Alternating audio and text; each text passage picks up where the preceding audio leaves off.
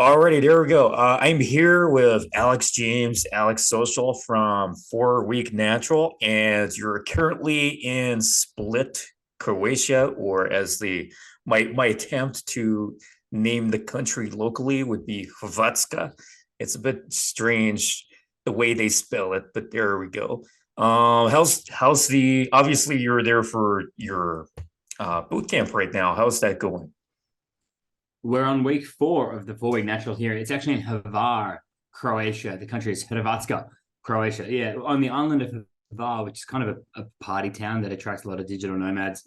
Kind of a summer program, so that's good. And a lot of students can get summer off, so it's a fun time for training. But it's been brilliant with this kind of program, a 4 or 5 weekend program. It's usually slow to start. The first 2 or 3 weeks is guys they start to get some momentum, they start to come out of their shell, they take on board a lot of feedback, and then by week 3 there's kind of this inversion point where everybody starts to have a lot of fun, a lot of new experiences, a lot of late nights, intimate encounters. So yeah, it's on track, and there's a lot of fun and intensity during summer. So it's great. It's been very intense as usual. And then this weekend, actually, we have a summit. We have a company summit. So we've done 4 weeks of training, and then we finish the month with anybody who's ever finished 4 week natural can pay about $150. And then we all have like this summiting of 3 or 4 days of partying, which is a lot of fun. So yeah, it's all happening. Then I get about a month off before I eventually go to Tokyo and Thailand later this year. Nice. Just want to correct my mistake there. I said split because that's the closest local group that we have at Game Global. So that's why I was thinking it was there. Oh, that's good. Silly, Yeah, sure. silly, silly me. There we go. All right. I'm gonna start with some questions about kind of your history once again, and then I'm probably never going to ask these questions again. What was the revenue deal you had with Real Social Dynamics? As in, what kind of cut did they take? It's probably confidential, or they wanted it to be confidential. But I remember ultimately I would get about 23% of gross takings. So I'd get about 22 or 23% of like my my gross earnings for live coaching and seminars. But in most businesses, if you're an employee or an independent contractor, for most businesses, you would get usually about a third. Like a third goes to the business, a third goes to the principal, a third goes to the employee or the contractor. But because they had two managers, they had Tyler and Papa, 25%, like half would go to Papa, half would go to Tyler, 25% would go to the business, and the 22% would go to me after expenses. But it was pretty bad, actually, because the contract that RSD created, I was neither an employee nor was I a contractor. So I didn't have any of the advantages of a contractor, nor did I have any of the security of an employee. So when I eventually went to depart from Real Social Dynamics, I went to lawyers in Nevada, United States, California, United States, and Melbourne in Australia, where I'm from. And all three lawyers said that the contract was worthless and we could countersue RSD for improper tax practices and them evading taxes and things like that. So yeah, what percentage did I get? I remember it boiled down to about 23%, and it was very demoralizing because I remember I did the math one year, a couple of years in, and I generated something like, a $750,000 income, live coaching, seminars, upsells, online programs, things like that. Especially like the hot seat seminars, it was about $750,000, and my take home after expenses was close to, it was like 70,000 or 80,000, something like that. It was not good. It was very demoralizing. It's hard to think. It sounds cool, like 70,000, $80,000 is great when you're 22 or 23, but then when you're 27 and 28, you're thinking, where is this 90% gone? After expenses, rooms and flights and hotels and whatever, which I didn't think was managed that well. So that was it was not great to put it honestly. And I didn't have none of the benefits of getting paid peanuts is what we thought, and that's why a lot of the staff were not so happy in RSD. But after I left, I think the guys who are in RSD now, they got kind of like partnership deals, so they get compensated a lot better, which also means they're more committed as coaches. So the guys who are still active in the organization, I know they're much more considered because the compensation is better. But in me now working for myself, 4 Week Natural, all revenue that comes into the company goes to the company, or it goes to me and my savings or whatever. So I'm very invested in the clients, very committed, which is great. Plus, instead of just doing 3-day programs, I do 4-week programs. So I've got the chance to get to know my guys and be committed to them rather than just meet them for 2 or 3 days, then they're gone, sort of thing. So there you go. Hopefully that answers the question. Yeah, for sure. I thought that was pretty crazy that 25%, well, 50% basically goes to the co-founders and then 25% to the business. So surely it's not that much of a business to start with, but we'll move on to the next part. What are some other frustrating things about RSD that you were able to avoid by starting 4 Week Natural? So, for example, you mentioned in a video with Todd V in 2018 that RSD would avoid refunding clients by offering video courses and hot seats instead.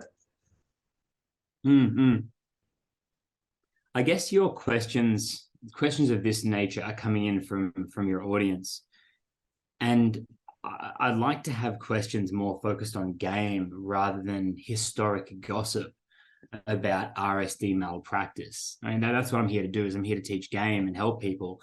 I can drudge up gossip and mismanagement of affairs of a company from 2013, but to your viewers who are watching that, how is that relevant to your personal development and dating life? It seems like maybe the people who are watching these videos have a generally negative outlook on life, and they're not focusing in on the positives and the progress, but they're witch hunting to be angry at the past. So it could be a blind spot that these, the questions are coming from people who are a little cranky at the past, or a little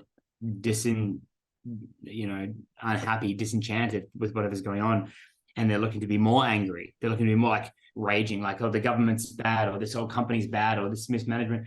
There's so many more positive things to look towards rather than drudging up history than going over this kind of stuff. So I implore you to find questions that focus on the future and the progress rather than questions that just gossip about the past. But to answer the question, sure. But to answer the question, I think, well, as a broad statement, because this company is in mind now. Well, originally the company was called Alex Social, which was my name, but I made the company 4 Week Natural because it's more about the student's 4-week experience than getting to work with Alex Social. It's more about the student than it is about me, the guru. And the fact that it's a direct connection between me, the coach, and the organization directly to the student, that's very fulfilling. Whereas I was a representative for an organization that I didn't have any managerial say in. I didn't have any partnership. I didn't have any future in. So they would manage things a certain way, and there was a disconnect between me and the client when it wasn't my own organization. So when I have a student come on 4 Week Natural, I am invested. It's like every individual student. We dropped it down to be 8 students per program now, not 9. Every student is a project, and that's a project that I want to work on and finish. I have a lot of difficulty wanting to do seminars or online videos and sell them to 10,000 people because I don't care. It's like, here's Tinder content. I don't care. We are going to do a Tinder program in the future where I will put out videos on Tinder and dating apps and photography, but it's like $47 for everything you need to know about Tinder, but then you need to book one-on-one calls with me so I have the personal connection. So the broad answer to the question is I value personal commitment, personal connection with the students, because then if I invest then it's like a work in progress. But if I am just putting out content, I'm only investing in the bank account, which um, it's good. We all need to make money, but as a coach, I'm more of a coach than a businessman, I suppose. I always studied to be a psychologist. That kind of works better for me. So yeah, yeah. So let's turn our That attention towards some game questions and some progress questions. Okay. That leads beautifully into one of the questions I got under the coaching section. So it says on your website that 4 Week Natural is the only program in the industry that does not want clients as repeat customers. So what is meant by this? I know what you mean by Mm. this, but I think it's a Mm-mm. beautiful way you put it. Yeah, sure. So in manhood, and I'm sorry to use a non-gender neutral term, but in manhood, every guy wants to have his own sort of rite of passage and then feel like he has a sense of competency in the dating game, that if he wanted to go and meet somebody that he valued, he could. And so if you don't have that feeling, then you really don't feel like you are the man that you're supposed to be. You feel like you're scarce, you feel like you're confused, that kind of thing. So that can be learned. That can be learned within about 2.5 weeks. But when you learn that, then it comes with a lot of troubles, and then those troubles need to be like ironed out over the next week or week and a half. So that's why this program is for almost 5 weeks. It's about 31, 32 days. So the whole idea is that every guy who does this program, you can go from being disoriented and hopeless and anxious in a social space in the dating game to becoming oriented and hopeful. And I don't want to use the word in control, but I don't want a student to ever be again in a situation where you don't know what to do in a social situation. And once you've done that, you don't need to learn that again. It truly is like learning how to ride a bike. You feel at ease in the social world and the dating game. You feel like if you went out into a bar or a club or a party or a Tinder date, you know what to do in order to have a fun time, to share a fun time with a girl, in order to do that with a lot of different girls, and then eventually find the right connection, find the right chemistry, or have a sense of selectivity if you're creating multiple options for yourself. So once any guy gets over that hump, there's no going back. And that's what I want to have for every student. That's what the dating game is. You're supposed to establish abundance. You're supposed to establish selectivity and overcome hopelessness so that you feel happy in the dating game. And most guys who do any of these programs, for your programs or my programs, whatever, they don't want to be the best pickup artist in history. They don't want to go to bed lonely. That's it. And you can achieve that. But some guys will do my program a second time. They'll get over that disorientation, that social disorientation on round one, and then on round two they'll become very clever verbally, logistically, fashion, the way they express themselves, decision-making processes. So for example, I have some guys who will do two programs: one to overcome scarcity and establish abundance; number two is to become very skillful in the game and for the love of the game, and they've got high standards for themselves. So yeah, that's the thing. In our program, the process is to take you from beginner or intermediate to advanced, as in a guy who can create a lot of options for yourself within 2.5 weeks. And then once you've got that, you should have that for life, and you should witness that and experience that on the program, not just once, but replicate it several times. And that's the gift the program is. The rule is anybody who does 4 Week Natural, you're allowed to then come on future 4 Week Naturals. So, for example, the guys who finish here in Croatia with me in Hvar, they are allowed to visit the entire month, come to the seminars, the photo shoots, the day game and the night game, and hang out with all the other clients in Thailand and Tokyo. And we're going to do Sydney and Mexico and New York next year as well. So, yeah, that's one of the cool benefits. Once you pay for one program, you can come to all the other ones for free. Nice. A lot of red pill influencers are telling men to put dating on hold and focus on success, perhaps for a decade or more. What do you think of the idea that men should focus on working on themselves and their career in their 20s in order to make dating easier in their 30s? That sounds pretty good. Sounds very, very good, actually. I don't actually know what red pill is. Red pill is like, well, can you, I don't even know what it is. Can you tell me what it means? Red pill Yeah, thinking. It's like, yeah, I know. I'm kind of vague on it too, but I interviewed Roel Tomasi in December 8 months ago now.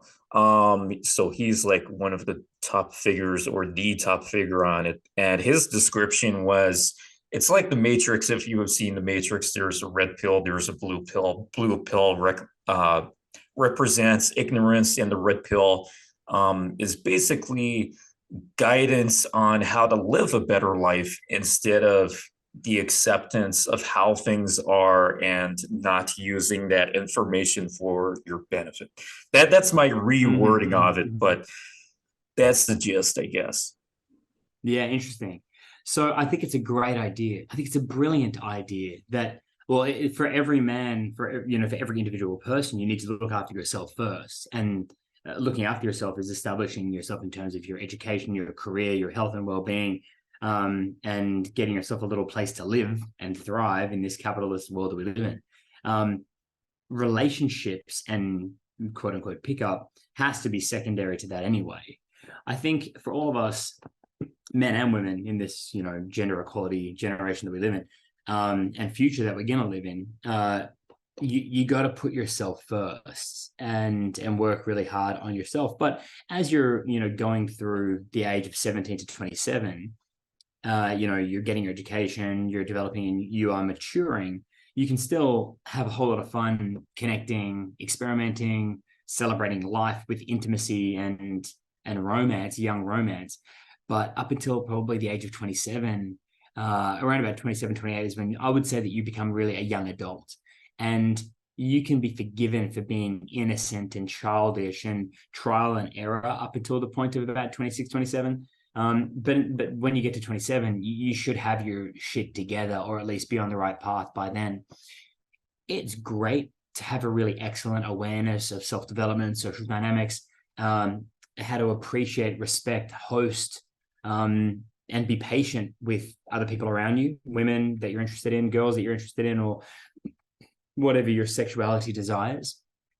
So it's great to have a further education. But I think this other guy who you're referencing, he has it right. As an individual, you need to put yourself first so you can offer codependence to others rather than the alternative of what you're saying, which is study, pick up to make yourself a better person.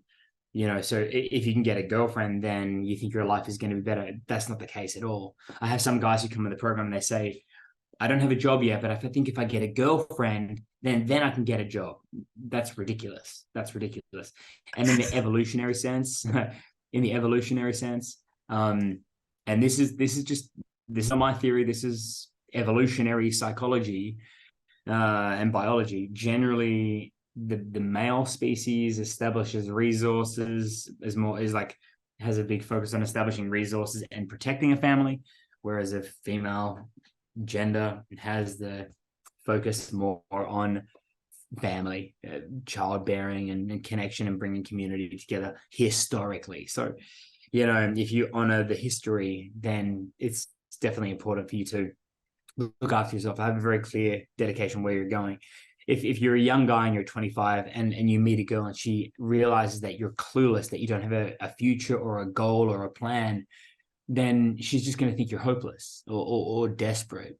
Girls love a man who's passionate. And to quote the great comedian Jim Jeffries, when women go to see strippers, they want the stripper to not be naked. They want the male stripper to not be naked. When men see a stripper, they want that lady to be naked, no job, innocent, vulnerable. When women see a male stripper, they want that guy to still have a fucking job, right? Police officer, airline pilot, hard hat worker, whatever it's going to be. But even if the man is stripping, he still needs to have a job in society. So if that answers the question, kind of on a sexual level, That is it is very fascinating. important for a guy to have a job. Yeah, but I'm just quoting comedian Jim Jeffries. He's very funny, and I forget which special it's in, but it's in there somewhere. I was laughing at the part about finding a girlfriend and then I'll be able to get the job. Like that would work if she's in HR at like a very good company or if she's a recruiter Mm. herself. Otherwise, definitely not. But that threw me off. That was hilarious. Uh, Goddamn. What did you do to finally be able to get the hottest women? So, is there some kind of difference to be aware of between average, average women, as some people Mm-hmm. say, and super hot women? There's when people talk about quote unquote super hot women, there's two different types of super hot women. There's like naturally smart and confident, beautiful, intelligent, well-adjusted women. Then there are these plastic, overcompensating makeup, low, ugh, not great, like plastic, too much makeup, fake boobs, a lot of cosmetics. There's that kind of hot, that sort of turbo hot. By the way, you still with me? Yeah, you're still with me. Good, good. So firstly, to get your quote unquote super hot, um, uh, plasticky types, you can imagine in Miami or Vegas or stuff like that. To get those kind of types, it's more intelligence about social circle game, career, wealth, abundance. But those kinds of girls are generally not genuinely beautiful. Usually they've got a face full of makeup to overcompensate for something. They've got really tight dresses and overdone hair to overcompensate for other things like that. But a lot of guys get turned on by that by social conditioning because that's what's promoted on page 3 of beauty magazines or whatever. So lifestyle, status, having fun, tables, turbo game, patience, willing to stay up all night, willing to get drunk, that kind of stuff. That I think that's what you're referencing when you ask the question.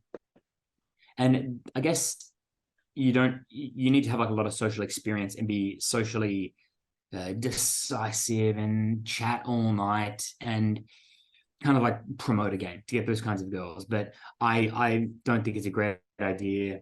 I think they're kind of flimsy. It's not great. The second type, the really incredible, high quality, naturally beautiful women that you're referencing, um, there's the way to connect with those kind of people is to be equally as great yourself. So the good thing is with game and everything else like that, game and social status is there's really no faking it. You have to be a good person. You've got to be a person of strength, willing to put yourself out there and take risks, to create opportunities and have fun and appreciate other people around you. Really, kind of playing the role of leader to go first and then invite other people to come with you and encourage other people to be better versions of themselves, to forgive other people, be patient with other people, and always be thinking win-win for you to have fun and to include other people to have fun as well. So if you can imagine, in any community or society around the world, there's going to be these very intelligent, naturally beautiful girls who, if they put on incredible makeup and did their hair and had high heels and dresses, they're going to be stunning, right? More stunning than the fake types, the plasticky types. They're stunning, and usually they're well educated and they're really smart. But what they are going to want is a man who's popular, a man who, he's popular with his friends. He's a guy who enjoys being outgoing, learning something from everybody and sharing something from everybody. She's going to want him to be able to make her feel special, as in take the time to appreciate her, acknowledge where she's at, what's going on with her, a unique connection, which requires a bit of patience because the girl may put him to the test, asking things like, why me? Why am I special? You just want attention from every other girl. But that's part of the game, just to verify the authenticity of his interest in her, which is important. And then there's a third thing. I had a really good epiphany about this the other day. Where was it? It was called the Jonathan Epiphany. Basically, what women want. Where is it? No, probably lost it. Probably gone. Lost the. Where is this? It was a really good. Hold on. Here we go. Here we go. Got it. And this self belief. Okay, the third thing is this 100% self belief that you think I'm good enough as I am. There's nothing wrong with me. Life is good. I can relax. I can enjoy this moment. That's what you need to be. So how do you get there? Is a lot of social experience. Get your own issues out of the way. So when you're present in that moment with what you asked, a super hot, but authentically super pretty, like a really beautiful person, not just a beautiful look, a self-respecting, educated, pride and expression sort of woman, you've got your shit together, no issues. You appreciate everybody and you include everybody. So there's a sense of jealousy and a sense of popularity. And then when you do speak to that one girl who you're saying is super hot, that you can be appreciative, not just on the hot level, but what she's doing, what's going on in her life, the competitive environment in which she lives, be that school or friends or family or competition, whatever competition she's in. And then you can quote unquote get that girl, or at least get that girl's attention, and she's likely to respond to requests to hang out, go on dates, and then eventually lead to intimacy. So yeah, let me just summarize those three things. How to get the really hot girls, we had this. Have purity of confidence, right? So you don't doubt yourself, at least not in the dating game, or at least within reason. You're popular, as in you genuinely like everybody around you, or can see the good in everybody around you, both men and women. Then there's going to be a sense of jealousy and fear of loss, and also more power of attention. So if you're a popular person, your attention, when you give it to the girl, is going to be more powerful. And your ability to stop and really connect to that girl by taking the time to talk to her, appreciate her, see the best in her, rather than just valuing her for sexual reasons or to prove something to yourself. That's how to get them. It's pretty easy to do. Imagine you go to a party, you're happy in your own life, you're on a good trajectory, you acknowledge that to yourself because you wrote it in a journal, you see someone who's lovely, take genuine interest, be genuinely patient, but don't fixate on her because she might not be all that. Give everybody else a chance, and then give her extra chance, that kind of thing. The thing that most of you listeners, you don't have confidence because you doubt yourself, you're not willing to be friendly to other people because you don't like people, but variety is the spice of life, and just talking to other people is interesting. And when you do talk to that girl, be appreciative and empowering rather than using her as something to prove something to yourself. So you can see how so many guys get it wrong and how you could get it so right. Yeah, great difference between materialism and genuine connection. So that's quite a contrast. What can guys do to approach or talk to women without putting pressure on women? Day game or night game? Either way. I think we'll start with day game because day game is more clear cut and there's a lot more pressure in day game because there's a non-alcoholic environment. On 4 Week Natural, we do 5 night game and 5 day game sessions. Night game are environments where people may be drinking and uninhibited, which is a certain type of social skill. And day game is when they're not drinking and they are inhibited or normally self-conscious during the day, which is most of us really, like very, very self-conscious and a little bit stressed out. So your exact question was, what can guys do to make people feel less awkward? No, what was the question exactly? To Feel less, not put pressure on women. to not put pressure. Okay, to not put pressure. There's a long list of things, and pressure on people. Let's just define that for a sec. Putting pressure on somebody else when you approach them is making them feel self-conscious, like they're forced to speak on a stage, that you want something from them, which is an unpleasant, uncomfortable feeling, and bad social skills, just clunky social skills. So how to not put pressure on people. Number one, when you walk up to somebody in day game, if you can have that really kind of light-hearted, dumb look, or even be a bit silly on the approach, that silliness sets a precedent that this conversation is not about to be super formal with high expectations and with a lot of pressure.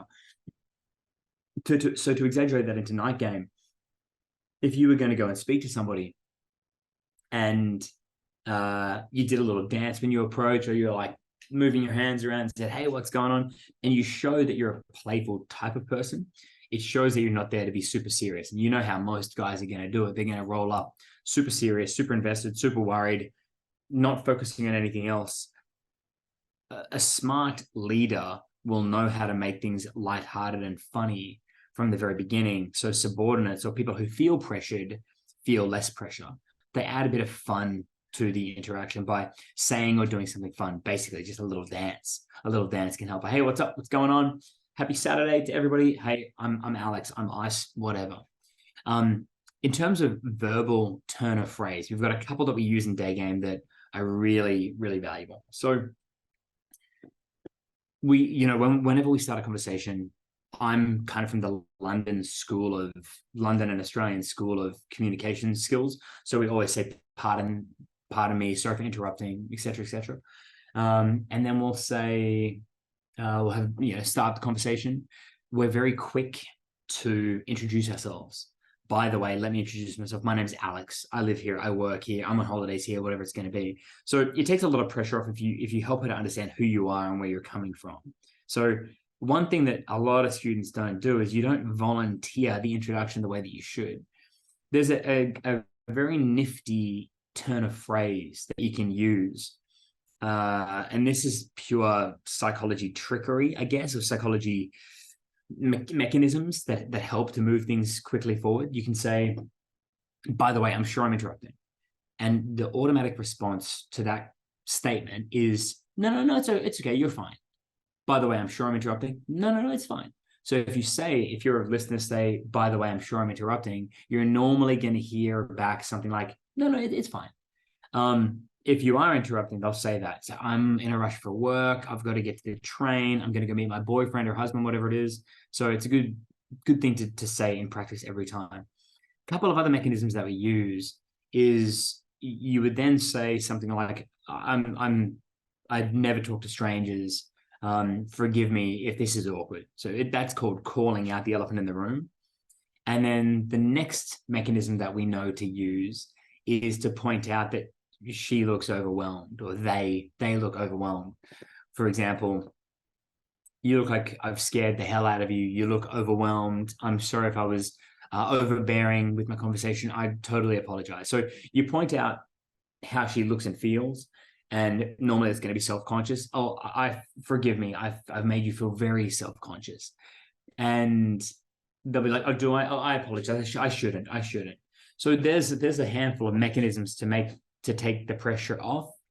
And I guess a broader way in starting conversations is don't be afraid to volunteer content about yourself. So talk about yourself.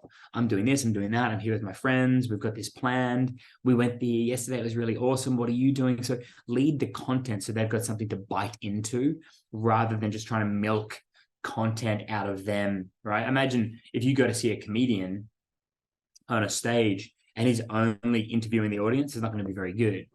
But he might get some details from the audience, or you might get some details from the person that you're speaking to.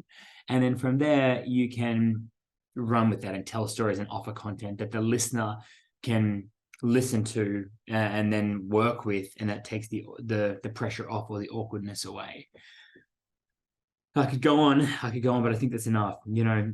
To turn your body language away a little bit. Don't hold your breath when you're listening. Have a lower center of gravity rather than a higher center of gravity. Things like that. So there's a list of about 8 things to take the pressure off. Very nice. Besides the usual things like fashion, status, appearance, and hygiene, how can you set up your life to have women approaching you more often? Women approaching you more often. Become a drug dealer. Become a rock star or a football player. I think drug dealers would do pretty well. How to have women approaching you more often? I think, well, when you say the usual things, I think this one is pretty intuitive.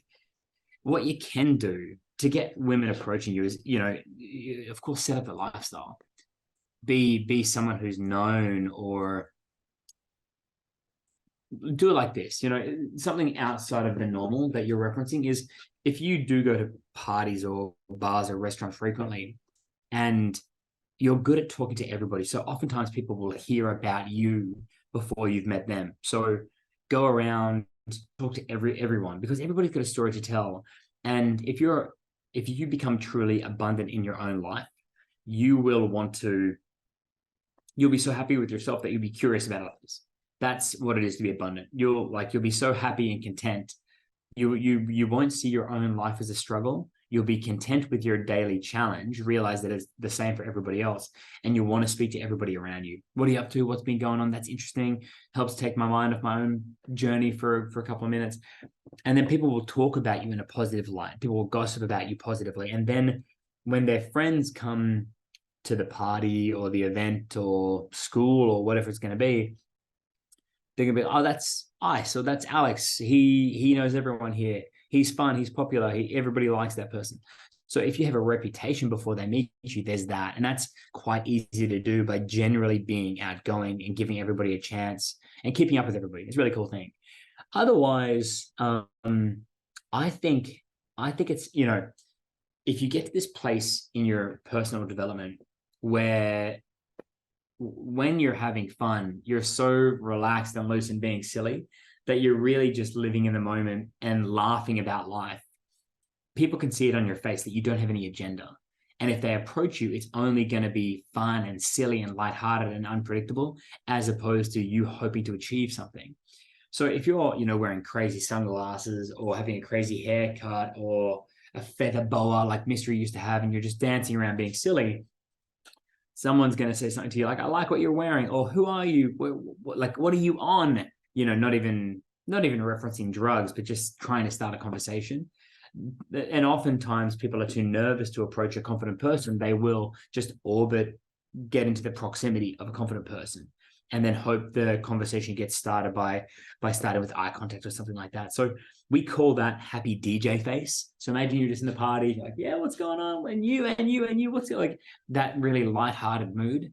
We can't control anything socially, so we might as well completely give up socially and have fun where we are, spread a good vibe, enjoy the event with everybody, and you're going to be more fun and more desirable to talk to than any other guy in the venue. That can help to elicit people to come and approach you. But guess what? It's never going to work that way. Like, unless you are genuinely an Instagram star, rock star, drug dealer, club owner, or something like that, very, very rarely are people going to come and approach you. I'm a cold approach coach, not a warm approach coach. If you want people to approach you, then you want to just go and become high status or a drug dealer, which I don't recommend because it's illegal in all countries. Death penalty for some countries, so don't do that. But good mood, good reputation. They are some things that can work. Eye contact, that sort of stuff, that can help people to approach you. But otherwise, it's contextual status big time. And even then, if you have contextual status, it's like the Wolf of Wall Street. Like the Margot Robbie character didn't approach the Leonardo DiCaprio character. He still, normally it's the authority that needs to do the reaching out rather than the subordinates chasing the authority. So you need to still play the host and kind of bring people around so you can start the conversation. So I'm just saying, don't hope for people to approach you. It's an unlikely reality. There you go. No, I like that, because I must have wasted like 1 or 2 years waiting for people to approach me. I would have I remember bringing crazy shades to nightclubs and doing all kinds of crazy shit to like subtly get attention, things I would wear as peacocking, basically. It does work, but once every while, you can't rely on it. What you can rely on is yourself doing things and making those connections. But another comment I wanted to add on top of this: do you find that there's a perception that our countries, being Australian, or if you're Canadian, are Canadians and Australians tending to be more social? Is that something you would agree with, or do you find that it's pretty much the same everywhere? Canada, not necessarily. No, not Canada's in the big scheme of things the same as the United States or the UK. Australia is an unusual one because we have this anti-authoritarian kind of national psychology.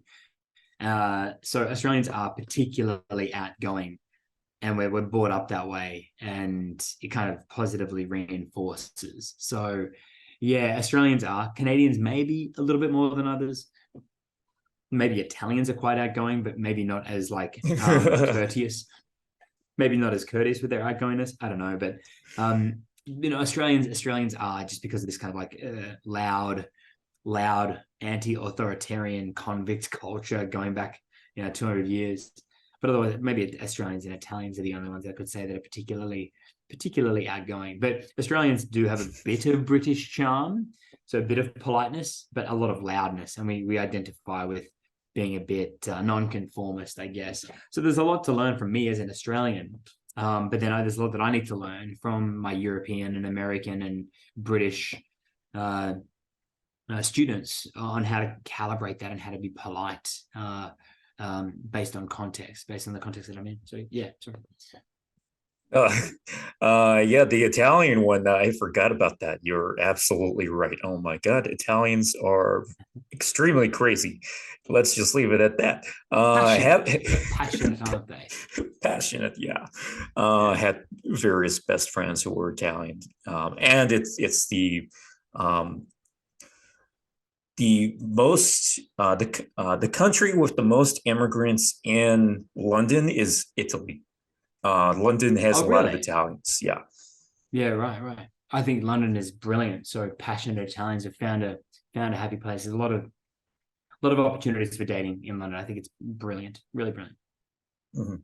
Having been a dating coach for more than 15 years, what is perhaps the most heartwarming success story from a client that you have had that stands out to you? I've got a couple. I've got a couple of heartwarming success stories. Um, I've got one in mind. I'll tell you now, and this will be the last one because I've got to run off and do day game photo shoot. I need to do an online guide for our summit, and then we've got night game tonight. Big night planned. So I had a student in Australia. He might eventually see this, so I'm just going to make sure that I really control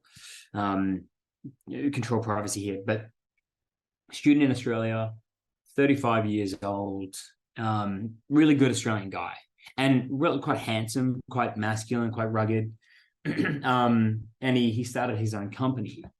But this guy in his life up until that point, up until the age of about 32, he'd come from a pretty dramatic background with abuse at home, physical abuse, sibling abuse. He got into a relationship, a marriage. He had 2 or 3 kids at 4 or 5 or 6 years old. And because there was some use of drugs to escape the pain, which is kind of a culture in regional areas all around the world, um, and an existing this client had an existing uh, anxiety condition, anxiety disorder, I suppose, anxiety disease. So he was having a really, really tough life, and he wanted to do the program, but he knew it was going to be difficult for him. He needed to have a lot of variables in place for him to be able to function in society. He'd wake up at a certain time, go to work, couldn't talk to certain people, had to go to bed at a certain time. And if something was out of place, this guy, and he's tough. Like he's like tattoos, beard, cool haircut, charming, handsome guy, tough guy. He would have crippling adult anxiety attacks. And I witnessed a couple of them. When he came on the program, because what he said to me, he's like, I want to do this program, but I don't know if I can, but I want to see what's possible, knowing that I'm at a very real risk of having mega breakdowns during the program. The guy, he's getting counseling, he's speaking to doctors, psychologists, things like that. He came on the program, and I saw his anxiety come over him when we were outside of a bar, not even a club, just a bar, like a friendly bar. And I don't know if any of you, yourself, Ice, or anybody watching this, if you've ever seen like a dog in a cage, um, that's been beaten all of its life, fear in its eyes, the sheer panic, like it's about to fucking die. I've had panic attacks as well, and you think you're about to die for whatever reason, like this chemicals goes over your head, and this big guy, he just collapsed, and this excruciating fear in his eyes and his body tensing up, and all he could do was just run. He's like, Alex, I've got to go. I'm like, do what you got to do. Do what you need to do. Go, go, go, go. And he would just run off and run to his car and just, like freak out in his car for a little while, do some breathing exercises, and get back together. But this condition is through no fault of his own. He's had a hard life. He lost his family, had physical confrontation all of his life. He's living in isolation. It's so isolated and insulated that it seems like there's no way back. Anyway, he did the program, and we kept talking. I'm like, look, the only way out of this, it is going to be psychiatric, as in with medicine that's going to help you to do this. And he said, look, I've done it before. I don't want to do that. Don't want to touch medicine. Don't trust doctors. Don't trust this. Don't trust that. And through a lot of conversations, I helped him to understand that there are different classes of medication, different classes of treatments that can help him get to where he wants to go, that his condition is no fault of his own. And I objectively, and not as a qualified doctor, I studied psychology and I read about psychiatry, but I'm nowhere near a qualified doctor.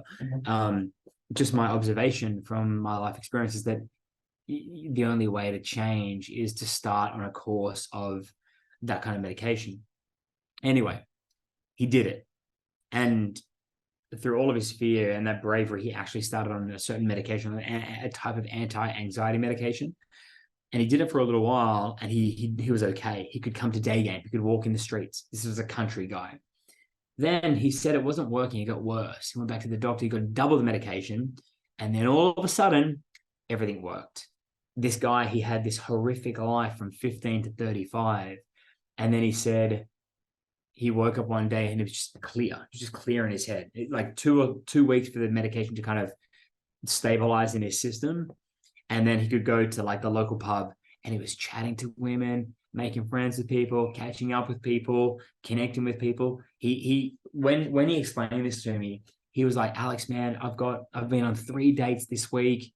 It's going really well. He called me a month later. He said, Alex, I'm seeing this lady. I'm falling in love. She's no nonsense. We're moving in together. This is unimaginable. It's like I'm living on Mars. This is so amazing. My staff are good at work. I'm making more money. I'm thinking about getting engaged to this girl. Brilliant. Absolutely brilliant. To see someone who is genuinely broken, be brave enough to try to go out, and then be brave enough to listen to me and listen to his psychiatrists to try medication, which he already had a fear of death towards, and then find love, fall in love, and get a relationship. And he would come to our like go-karting days, hang out with the guys in the group. That one was a tearjerker for me. That one, because this was such a nice person. This guy deserves happiness, but he didn't have somebody that he trusted to guide him, to trust a psychiatrist, or to give socializing a go.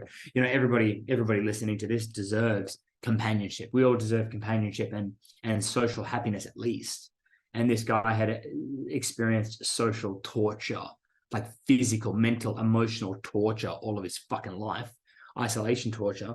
And then he found contentedness and happiness through his own bravery. I played a role with some advising and some encouragement. But yeah, a brilliant story. So there's a heartwarming one for you to wrap it up. Nice. I suppose there's only one thing left to do. Oh wait, what is it? Oh no, I guess I accidentally deleted.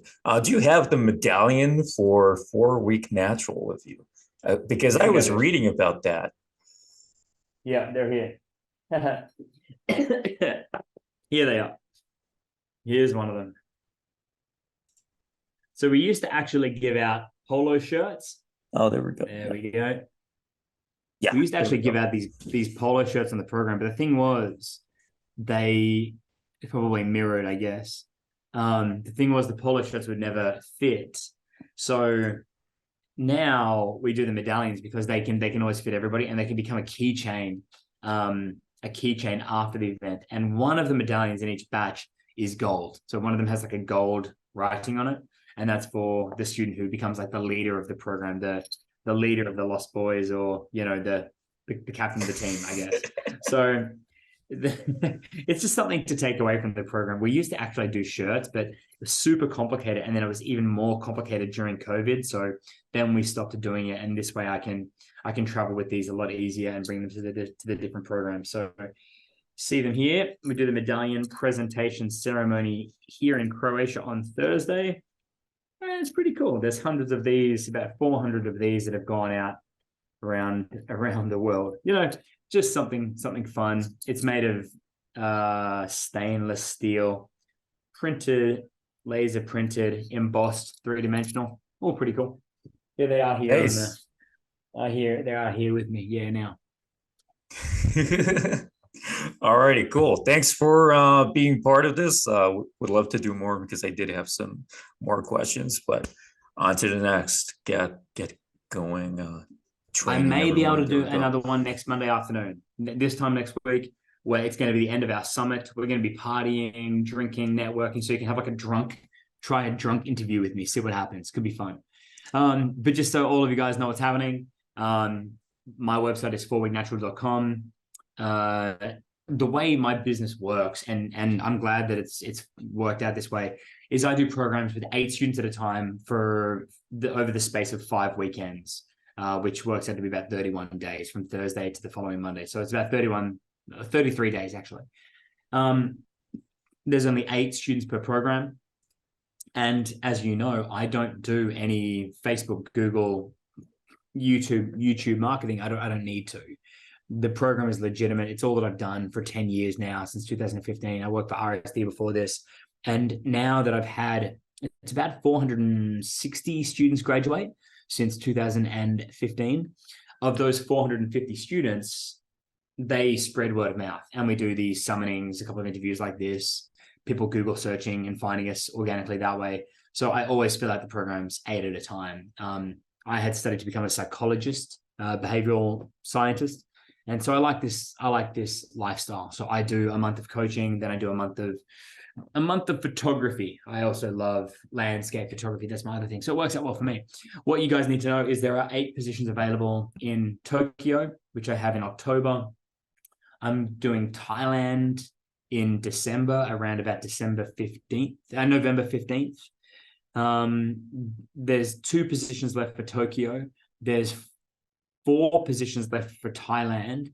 And then breaking news here is I'm going to do Sydney on January 4th. That's not up on my website yet. I'm not in any rush to put it up on the website because people are emailing me ahead of time and they want to sign up. So you can email us, admin@fourweeknatural.com, if you want to get one of the places. The price is $4,600 US.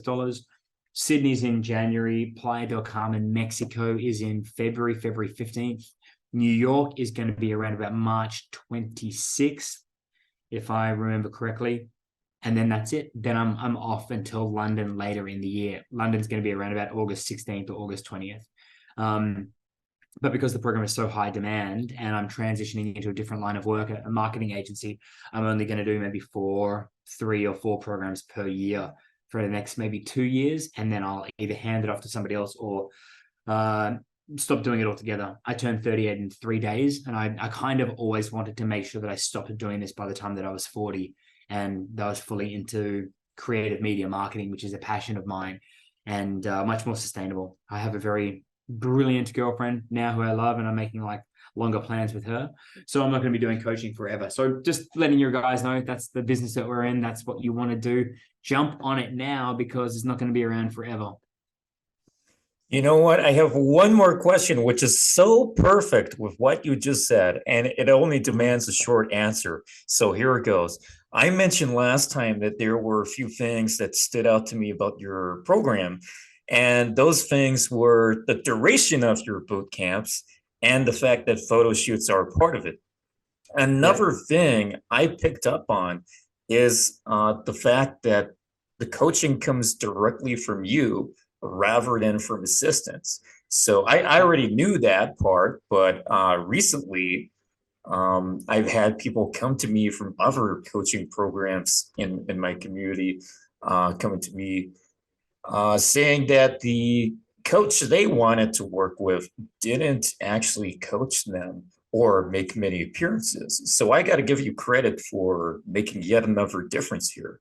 Um, but are you able to explain why other coaches don't tend to directly coach their clients? I just don't understand why that happens. But huge credit to you for being the one who does it.